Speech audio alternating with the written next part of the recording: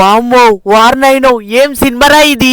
ఇందాకనే Lakshmi Ganapathi films sorry Yashraj films సమర్పించు War 2 అనే సినిమా చూసిన తర్వాత వాళ్ళిద్దరు డాన్స్ చూసి సచిన శివం కూడా లేచి డాన్స్ చేసింది కదరా అనే ఫీలింగ్ అయితే కలిగింది మామ. ప్లాట్ విషయానికి వచ్చేసినట్లయితే మన ఇండియాస్ బెస్ట్ ఏజెంట్ అయిన రితిక్ రోషన్ ఇండియాకి యాంటీగా మారతారనమాట. మరి అంత బెస్ట్ ఏజెంట్ ని అడ్డుకోవాలంటే రంగంలోకి జూనియర్ ఎన్టీఆర్ దిగాల్సిందే. టైగర్ వచ్చిన తర్వాత ఇతన్ని ఎట్లా అడ్డుకున్నారు, వీళ్ళిద్దరు స్పైయే కదా, వీళ్ళిద్దరు ఏజెంట్లే కదా, మరి ఎందుకు కొట్టుకుంటున్నారు, మరి ఇందులో హీరో ఎవరు విలన్ ఎవరు, ఈ మొత్తం స్టోరీకి మరి ఎండింగ్ పాయింట్ ఏడొచ్చింది, మరి పోస్ట్ క్రెడిట్ సీన్స్ ఉన్నాయా లేదా, మరి వైఆర్ఎఫ్ కి ఇది టర్నింగ్ పాయింట్ అవుతుందా లేదా, ఇది మొత్తం తెలుసుకోవాలంటే మీరు సినిమా చూడాల్సిందే. పాజిటివ్స్ అండ్ నెగిటివ్స్ గురించి మాట్లాడుకున్నట్లయితే ఒక నెగిటివ్ అయితే ఉంది, అది మనం క్లైమాక్స్ లో డిస్కస్ చేద్దాము. ఫస్ట్ పాజిటివ్ వచ్చేసి obviously tiger NTR junior NTR.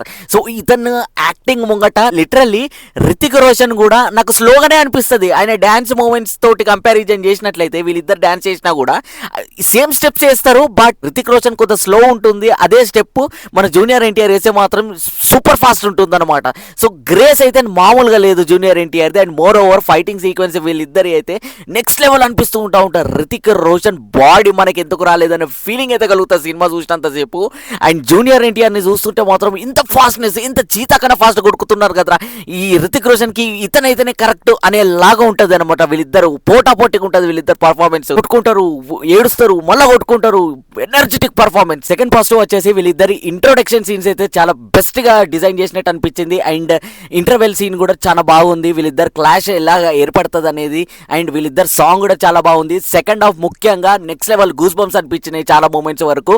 So first half కొంత నార్మల్ అనిపిస్తుంది, బట్ సెకండ్ హాఫ్ మాత్రం నాకు చాలా బాగా నచ్చింది. థర్డ్ పాజిటివ్ వచ్చేసి ప్రొడక్షన్ వాల్యూస్ చాలా రిచ్ గా అనిపించినాయి. And cinematography was too good.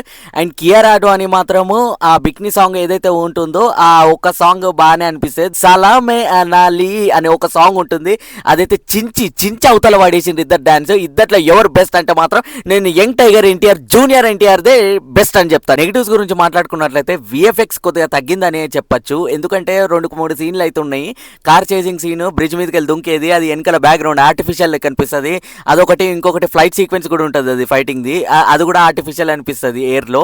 So ఇవి రెండు మినహాయించినట్లయితే మిగతా సినిమా అంతా దద్దరిల్లిపోయిందని చెప్పొచ్చు. ఓవరాల్ గా మూవీ చూసి థియేటర్కి వెళ్ళి బయటకు వచ్చేటప్పటికి నా ఫీలింగ్ వచ్చేసి స్టార్టింగ్ మంచి ప్లాట్ తోటి స్టార్ట్ అందుకుంటది. సో అతన్ని ఢీ కొట్టడానికి మన జూనియర్ ఎన్టీఆర్ ని దింపుతారనమాట. సో అది కూడా బాగానే ఉంటది. ఇంటర్వెల్ కూడా నెక్స్ట్ లెవెల్ అనిపిస్తుంది. గ్రాఫ్ అనేది స్టార్టింగ్ నుంచి స్లో ఫేస్ కూడా స్టార్ట్ అయ్యి ఇంటర్వెల్ కి బ్లాస్ట్ అయ్యి సెకండ్ హాఫ్ డైనమేట్ లెక్క పేలుతుంది అనమాట. సెకండ్ హాఫ్ అయితే చాలా బాగా నచ్చింది నాకు. ముఖ్యంగా సలామే సాంగ్ అయితే ఇంకా బాగా నచ్చింది. సో ఓవరాల్ గా చూసుకున్నట్లయితే it's decent worth watchable movie. Yes, ఈ వీకెండ్ కి ఈ మూవీ చూసి ఎంజాయ్ చేయండి.